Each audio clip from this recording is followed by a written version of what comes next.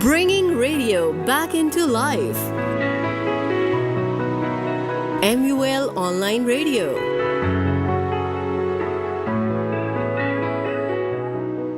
نحمدہ و نصلی علی رسولہ الکریم اما بعد اعوذ باللہ من الشیطان الرجیم ایاک نعبد و ایاک نستعین۔ حاضرین و ناظرین، MUL پوڈ کاسٹ پروگرام میں میزبان ندیم چودھری آپ کی خدمت میں حاضر ہے۔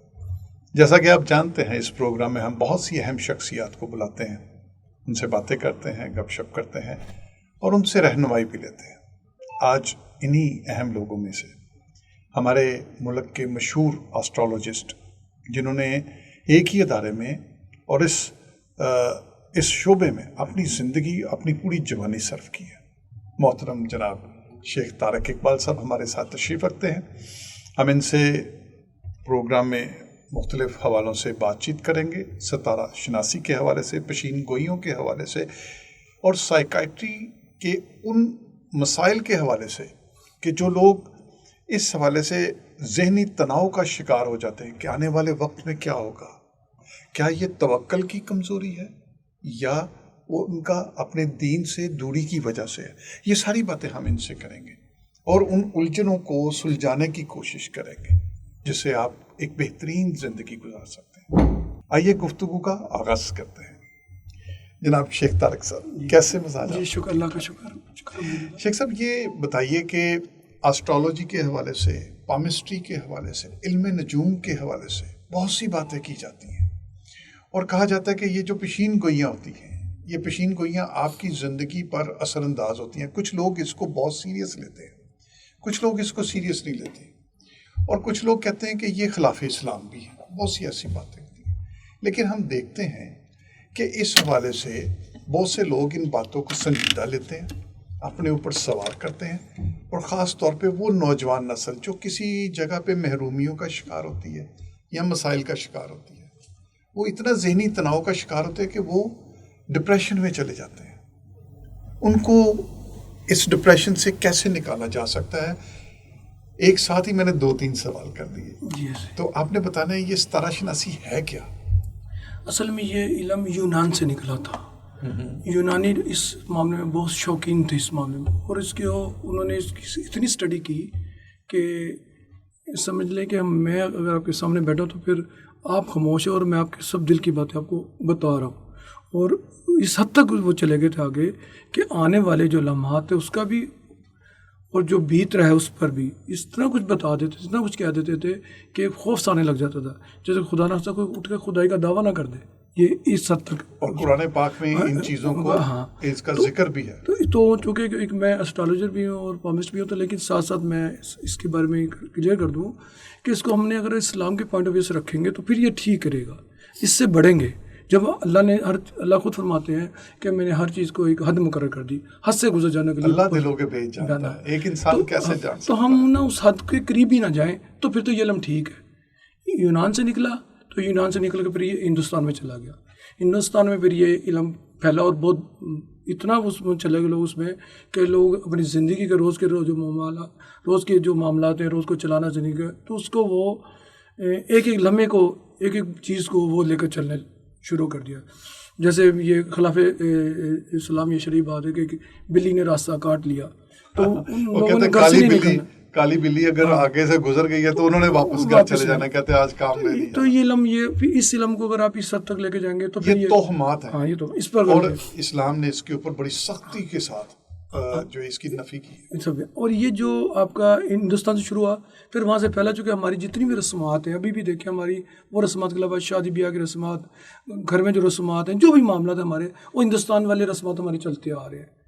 ہم چونکہ ہندو سے مسلمان ہوئے، زیادہ آبادی ایسی ہے تو ہمارے ملک کے اندر ہندو کلچر بہت ڈومینیٹ کرتا ہے جی، اور وہ سارے چیزیں ہمارے اندر آ گئی، ہم نے اسی کو سنبھال لیا اور ہر معاملات میں ہم اسی کو لے کے چلتے ہیں۔ کچھ لوگ درختوں کو دھاگا باندھ رہے ہیں، ہاتھوں کو دھاگا باندھتے ہیں، ایسا ہی یہ توہمات سب سے توہمات ہے۔ اس علم میں اگر آپ اس علم پر ہم سے بات کریں گے تو اس علم میں میں لوگوں سے اکثر کہتا ہوں کہ یہ جیسے ایک موبائل، یہ ہمارے پاس موبائل ہے، اینڈرائڈ موبائل ہے، اس پہ ہم اس کو اچھے طریقے سے استعمال کر سکتے ہیں، غلط طریقے سے استعمال کر سکتے ہیں۔ یعنی کہ اس موبائل کے اندر خیر بھی ہے اور شر بھی ہے. اب آپ کے اوپر ڈپینڈ کرتا ہے کہ آپ نے اس موبائل سے شر اپنے اپنانا ہے یا اپنے خیر اپنانی ہے. اچھا اس میں دوسری یاد ہے کہ اب دیکھیں کسی بھی چیز کو جس میں اس میں آپ شروع کرتے ہیں، آپ دیکھتے ہیں تو آپ کو معلوم ہے کہ چند سیکنڈ کے بعد آپ کو پھر دوبارہ اسی طرح کی ویڈیوز سامنے آنی شروع ہو جاتی ہے. اگر ہم اس میں اسٹرالوجی کھولیں گے تو اسٹرالوجی کی ویڈیو آنی شروع ہوگی، جیسے بھی کھولیں گے سیم ویسی ہی ویڈیو آنی شروع ہوتی ہے. ہمارے جو لوگ بیٹھے ہوتے ہیں وہ ہر چیز کو اپنے پر حاوی کر لیتے ہیں.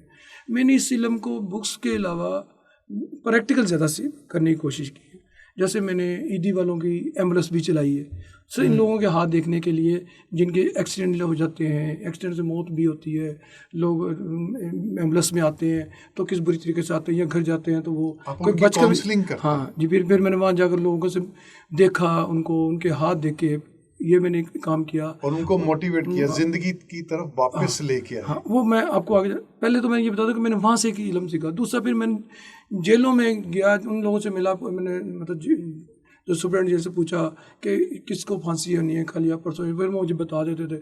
پھر ان کو رات کو میں نے ان کے انٹرویوز کیے، ان کے ہاتھ دیکھے، وہاں سے میں نے ان کی تھوڑی سی نکالنے کی کوشش کی کہ ان کے بندے کے کس عمر میں کس ایج پر اس کی زندگی اینڈ ہو رہی ہے اور کون سا اس کا، کیونکہ زندگی موت میرے اللہ کے ہاتھ میں ہے. لیکن چونکہ ان کے لیے فکس ہو چکا ہوتا ہے کہ ہم نے آج صبح 4 بجے ان کو پھانسی دینی ہے، تو پھر ہم ان کے ہاتھ کی لکیر کو دیکھتے ہیں کہ کان پہ جا کے یہ بریک ہو رہی ہے. یہ حالات و واقعات کو دیکھتے ہوئے وہ آپ نتائج اس میں سے نکال. اسی طرح اگر ہم ہاسپٹل میں جاتا ہوں تو پھر ہاسپٹل میں میں نے دیکھا گیا، مفتی شعبہ میں پھرا، جیسے کینسر وارڈ میں گیا تو ڈاکٹر صاحب اس میں آپ کے پاس پیشنٹ ہیں، کون سے پیشنٹ جن کو سوچو جو آج سمجھتے کہ چند دنوں کے مہمان ہیں، تو پھر وہ ڈاکٹر میں بتاتے ہیں کہ یہ پیشنٹ ہے. پھر ان کے ہاتھوں کو دیکھ کر میں نے وہ تحلا کیا.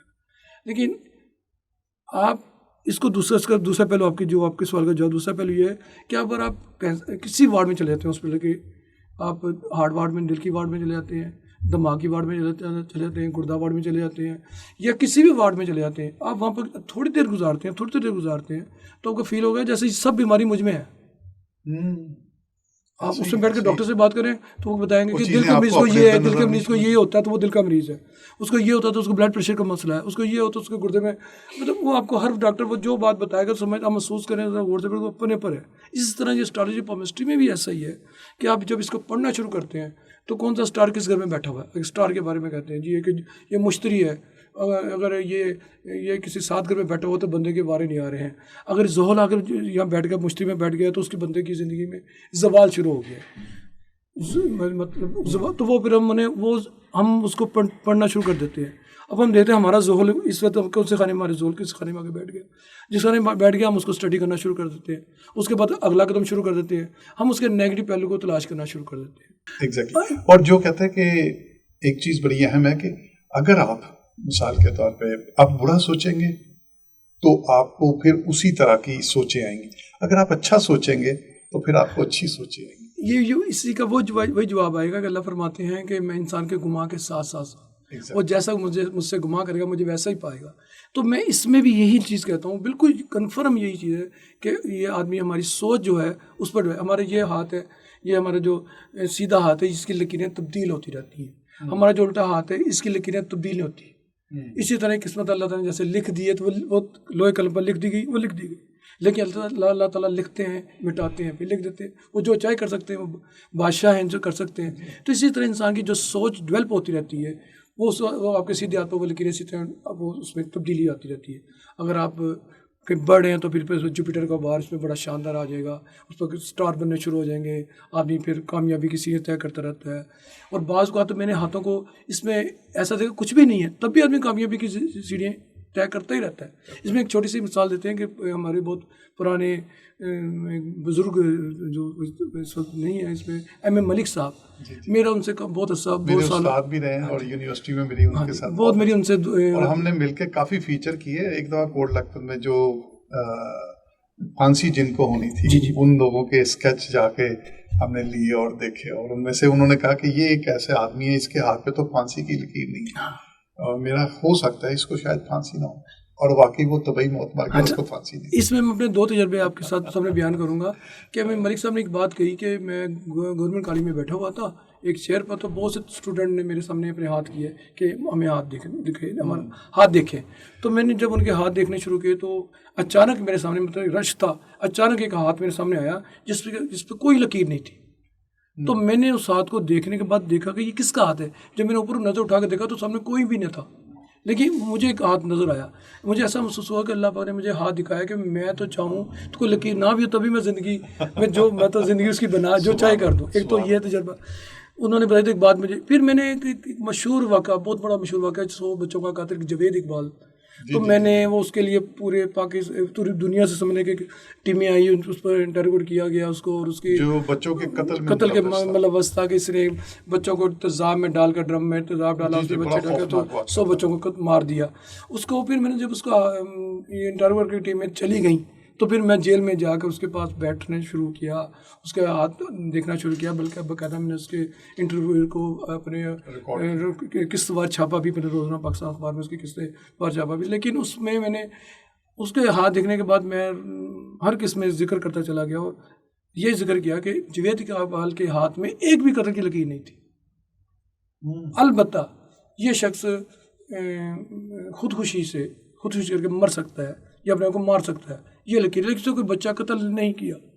اچھا ایک یہ بات بتائیے, کچھ ہمارے اسٹوڈنٹ ایسے ہوتے ہیں, طلباء اسٹوڈنٹ ایسے ہوتے ہیں, وہ پڑھائی میں چل رہے ہوتے ہیں اور کسی جگہ ان کی توقع کے مطابق ان کے نمبر نہیں آتے جی, اور کچھ بچوں کے نمبر کم آتے ہیں, وہ جس جہاں چاہ رہے ہوتے ہیں وہاں داخلے نہیں آتے, تو وہ پھر جو ہے نا وہ کبھی ہاتھ دیکھتے ہیں کبھی ستاروں کے لوگ, اور پھر وہموں میں مبتلا ہو جاتے ہیں.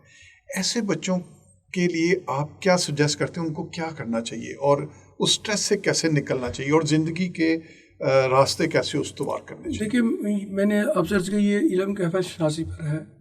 جیسے ابھی ملک صاحب کا ذکر کیا کہ کسی کے ہاتھ پہ اگر کوئی لکیر بھی نہیں ہے تو قسمت اللہ تعالیٰ نے تب بھی اس کی بنائی ہوئی ہے. رزق اللہ تعالیٰ نے دینا ہے, دولت عزت شہرت سب کچھ اس کے ہاتھ میں.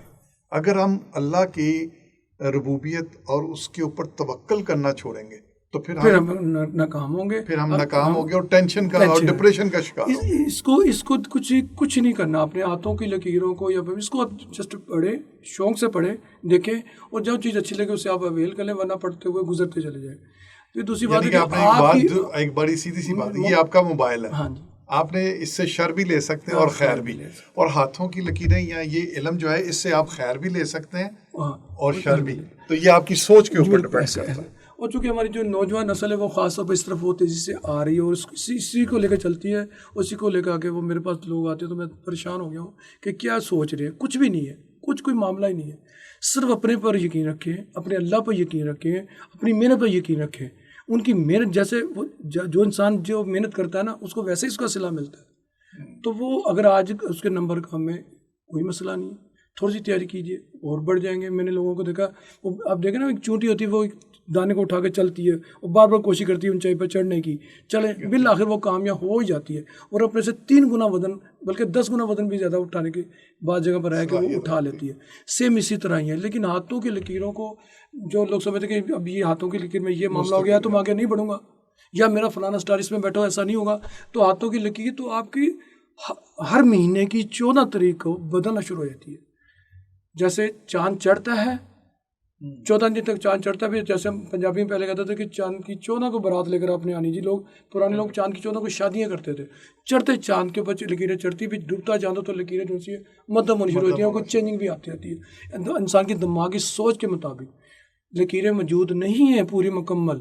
لکیریں ہمارا دماغ خود بناتا ہے, ہماری سوچ جیسی ہوتی ہے ویسی لکیریں آ کر ڈیولپ ہونا شروع ہو جاتی ہیں. ہمارے طلباء و طالبات کے لیے آپ کیا پیغام دینا چاہیں گے کہ ان کو اپنی زندگی کی راہیں کس طرح سے استوار کرنی چاہیے, اور اگر کسی پشین گوئی, کسی ہاتھ کی لکیریں یا کوئی ستارہ شناسی کے حوالے سے ان کے پاس کوئی ایسی بات آئی ہے جس کی وجہ سے وہ وہم کا شکار ہو گئے, ان کے ذہن میں کوئی نیگیٹیوٹی آ گئی ہے, تو ان کو اپنی اصلاح کیسے کرنی چاہیے؟ دیکھیے, اور ان کو اپنی اصلاح کے ساتھ ساتھ پھر اپنے علم کے زور پر اپنی راہیں کیسے استوار کرنی چاہیے؟ ایک تو میری والدین سے گزارش ہے کہ جو بچے جو بننا چاہتے ہیں نا ان کو وہ کام کرنے دیں, جس شعبے میں وہ آنا چاہتے ہیں اس شعبے میں ان کو آنے دیں.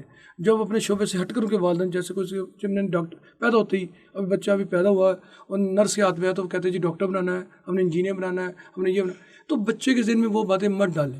بچہ جو بننا چاہتا ہے اس کو وہ وہ کرنے دیں تو بچہ پھر اس فیلڈ میں بہت نام کماتا ہے اور محنت بھی کرتا ہے اور اس مقام کو حاصل بھی کر لیتا ہے. لیکن چونکہ میں بھی اس معاشرے کا حصہ ہوں تو جو لوگ اسٹرالوجی یا کیمسٹری کو پڑھ کر اور اپنے پر کوئی چیز حاوی کرتے ہیں تو وہ غلط کرتے ہیں, وہ اپنے ساتھ زیادتی کرتے ہیں. ایسا نہیں کرنا چاہیے. اس کو پڑھنا ہے, جو اچھی لگی میں نے کہا رکھنا, پھر اس کو پڑھتے ہوئے گزر جانا ہے. لیکن آپ جس شعبے میں جس کے لیے بھی محنت کریں گے وہ ضرور آپ کو ملے گا. میں نے دیکھا محنت کا پھل ضرور ملتا ہے. اور میں نے یہ دیکھا کہ انسان کی دیکھیں اس میں اسٹرالوجی کی بھی بات کرتے چلوں, ہر شخص کی زندگی میں 30 سال جو ہوتے ہیں اس میں 22.5 سال عروج کے ہوتے ہیں اور 7.5 سال قدرے زوال کے. زوال کہتے ہیں اسے, زوال کا مطلب میں کہتا ہوں کہ تھوڑے سے بیڈ ہوتے ہیں, تو ہندی میں سے 60 کہتے ہیں. تو جس 7.5 سال آتے تھے بندہ تھوڑا سا کمزور فیل کرتا ہے, یہ گزر ہی جاتے ہیں. جب یہ گزرتے ہیں تو بندہ پھر دوبارہ 22.5 سال کے لیے اتنی بڑی اڑان بڑھتا ہے کہ وہ, تو یہ قدرت اس کو اپنی زندگی میں 60 سال میں اس کو 2 موقع دیتی ہے. یعنی کہ 7.5 سال کے 2 موقع, 15 سال اس کے تھوڑے سے بیٹھ, اور اس کے 15 سالوں میں سے آپ دیکھ لیں 60 سالوں میں سے 15 سال کے تو 35 سال اس کے 45 سال اس کے یہ اس کے عروج کے ہوتے ہیں. تو 45 سال بہت ٹائم ہوتا ہے. تو آدمی کو گھبرانا نہیں چاہیے. چند دن کے بعد کتنا کیا گزر ہو جائے گا, کچھ بھی نہیں ہے. جاری رکھنی چاہیے, کوشش جاری رکھنی چاہیے اور مقام حاصل کر ہی لیتا ہے. لکیروں پہ جا کر, اسٹرالوجی پہ جا کر اگر اس کو, تو وہ پھر بہک جاتا ہے, پھر وہ اگلے راستے پہ چلا جاتا ہے. میرا مشورہ ان کو ہے کہ وہ اللہ پر توکل یا اختیار کرے, اللہ کی رسی کو مضبوطی سے تھامے رکھے. اب صلی اللہ علیہ وسلم کو اللہ نے فرمایا نا کہ محمد صلی اللہ علیہ وسلم کہہ دیجیے حسبنی اللہ و نعم الوکیل, میرے لیے میرا اللہ ہی کافی ہے. جب آدمی یہ کہہ دیتا ہے تو پھر اس کے لیے اس کو کیا ضرورت ہے کسی معاملے میں پریشان ہونے کی. جب وہ پریشان ہو, حسبنی اللہ و نعم الوکیل, اللہ میرے لیے تو آپ ہی کافی ہیں, آپ میری مدد کیجیے. اللہ اس کے دل کو بھی کھول دیتا ہے. پھر اللہ خود فرماتا ہے کہ میں اس کی دل و دماغ کی گرہ کو کھول دیتا ہوں جو مجھ سے دعا کرتا ہے, جو مانگتا ہے. تو اللہ سے دعا کرنی چاہیے. وہ اللہ اس کے دل کی گرہ بھی اور دماغ کی گرہ کھولتا رہتا ہے. پھر بندہ پڑھتا ہی چلا جاتا ہے. لیکن اس میں ایک تھوڑا سا ایک اور پیغام بھی ہے میرا اسٹوڈنٹ کے لیے. یہ جو موبائل ہے یہ موبائل نہیں ہے, میں اسے کلشن کوف کہتا ہوں. یہ ایک بندوق کہتا ہوں. یہ اتنی خطرناک ہے کہ ہم نے پیدا ہوتے بچوں کے ہاتھ میں یہ دے دیے, اور وہ آخری چند دن پر سب سے زیادہ اثر انداز موبائل. آپ اس موبائل لوگوں کی میں نے دیکھا زندگی تباہ کر دی ہے. لوگ زندگی تباہ کر دی ہے, اور جن لوگوں نے تو فائدہ اٹھایا ان کا, وہ آج کس مقام پہ بیٹھے ہوئے ہیں. تو اس کو آپ کیوں, اس کو فائدے کی چیز سمجھ لیں.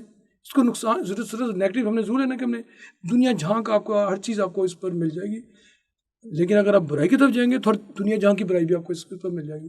تو بیڈ بات یہی ہے کہ اس وقت 75% لوگ اس پر نیگیٹو یوز کر رہے ہیں, جس کی وجہ سے کام خراب ہوا ہے. اب دیکھیں ہمارا چھوٹا سا بچہ وہ دودھ نہیں پیتا, تو اس کی والدہ اس کے ہاتھ میں موبائل پہ گیم لگا کے دیتی ہے, تو وہ فیڈر کے پکڑا دودھ پہ, اس کو یہ نہیں پتا میں کیا کھا رہا ہوں.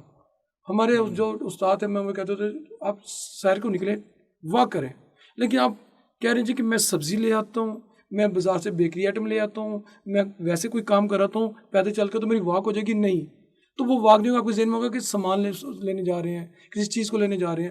اب جب آپ ذہن میں یہ رکھ کے چلیں گے کہ واک کر رہا ہوں, چل رہا ہوں اپنی صحت کے لیے, تو پھر وہ واک ہوگی. اسی طرح جب بچے کو آپ کھلا رہے ہیں اس کا معلوم ہونا چاہیے کہ میرے منہ میں کیا جا رہا ہے. وہ جو موبائل دیکھ رہا ہے اسے معلوم ہی نہیں کہ اس کے منہ میں کھانے کا کون سا لقمہ جا رہا ہے, تو اس کے باڈی میں بھی نہیں لگے گا, اس کے برین پر بھی کچھ نہیں لگے گا, جس کی وجہ سے ہمارا یہاں پر کام خراب ہوتا ہے. ہماری اسٹوڈنٹ یہ دیکھ لیں کہ وہ اسٹوڈنٹ نے ایک طرف موبائل کھولا ہوا ہے اور ایک طرف پیپر کی تیاری کرے, ادھر سے نیا نوٹیفکیشن آیا انہوں نے وہ بھی دیکھنا ہے, تو تب وہ جا کر ڈبل معاملات میں چٹ چیٹ بھی لگے, میں ادھر بھی ادھر ریلیں پڑھ رہے ہیں, اس وجہ سے ناکامی ہے. ورنہ ہمارے پاکستان کو اللہ تعالیٰ نے ایسی نسل دی ہے, جو نسل دی ہے ایسی قابل نسل دی ہے. اگر اور ذہین بھی اور اسلامی پارٹی کے حوالے سے بھی دیکھا جائے تو یہ اللہ اور اس کے رسول کے نام پر یعنی کیا, تو پھر اگر وہ اس کو چھوڑ کر اس طرف آ جائے تو میرے خیال سے کامیاب سے کوئی نہیں روک سکتا ان کو. اب آخری سوال, آپ کا جو ریگولر کالم ہے وہ روزنامہ پاکستان سے کتنے عرصے سے آپ اس سے وابستہ ہیں, کتنے عرصے سے وہاں پہ آپ کا کالم؟ جی میں 27 ایئرس سے میں پاکستان اخبار میں, اور یہ میں پورے پاکستان ملک پاکستان میں واحد بندہ وہ شخصیت ہوں مجھے جس میں 27 سال ہو گئے جو یہ ایک ہی کالم ایک ہی ادارے میں سے مسئلے ہوں اور لکھ رہا ہوں. تو اس لیے کہ میں اس میں لوگوں کو ڈراتا نہیں ہوں, لوگوں کو سمجھاتا ہوں. تو جو ڈرانے والے ہیں پھر وہ دوسرے ہیں سمجھانے والا کچھ ہے, کیونکہ میں نے اس کو اپنا روزگار کا ذریعہ نہیں بنایا, اس شعبے کو لوگوں کی اصلاح کے لیے بنایا. اور جب بھی میں اللہ نے مجھے بار بار اپنے گھر بلایا تو میں نے یہی وعدہ کیا, اللہ پاک مجھے میری ڈیوٹی لگا دینا لوگوں کی اصلاح کے لیے، نہ کہ مجھے اس کام میں لالچ میرے ذہن میں آئے اور میں لالچ کے طور پہ کام کروں اور میں اپنی دنیا آخر تباہ کر لوں. تو اللہ تعالیٰ نے میری حفاظت فرمائی اور آپ کے سامنے میں اللہ کا شکر ہے بیٹھا ہوں. جزاک اللہ، بہت شکریہ شیخ طارق اقبال صاحب. حاضرین و ناظرین، آپ نے طارق اقبال صاحب کی باتیں سنی.